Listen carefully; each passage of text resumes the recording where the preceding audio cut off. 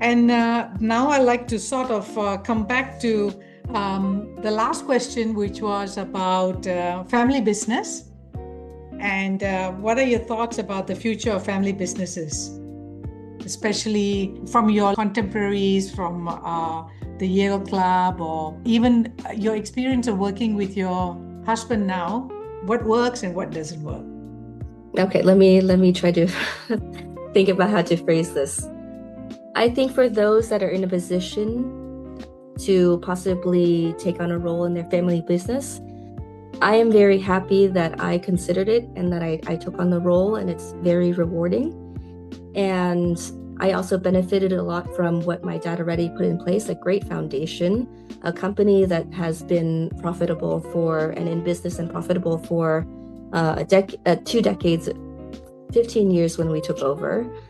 And also, he's handing it off to me and my husband. And so he's teaching us all the secrets, trade secrets, giving us all the relationships, sharing us wholeheartedly the hard-earned experience and wisdom that he's gained through the years. And so I think for the younger generation who are in a position to take over, I have a lot of conversations with my fellow overseas Vietnamese or other Yale alums or women, especially overseas Vietnamese, especially if they're coming back and maybe they still have family or their parents have been here. They very likely have a family business, but it's almost a knee-jerk reaction to say, I want to do my own thing or blaze my own path. And then there's a hesitancy of mixing business and family. And I don't want to have to sort of work with or for my parents. There are difficulties there, but I think they're worth trying to work on in order to continue the family legacy and for the benefits. I tell my friends or my colleagues who say this, and I also tell my daughters too, work for an outside company or for someone else, there's going to be another boss, and they're not going to sort of try to groom you to be the next leader. You have to really fight for that to go up the corporate ladder. And you might not have access to that mentorship and advice and support and free sort of sharing that you would get from your parents. So something to consider.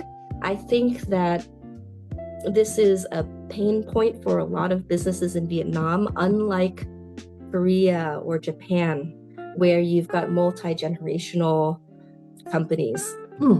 And a lot of the leaders of these companies and families think super long term, many generations down the line.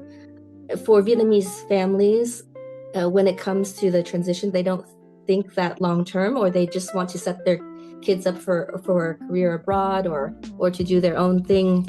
It's a real sort of pain point. So succession planning, if Vietnamese family businesses can do that and successfully do that, I think we can grow quite a bit.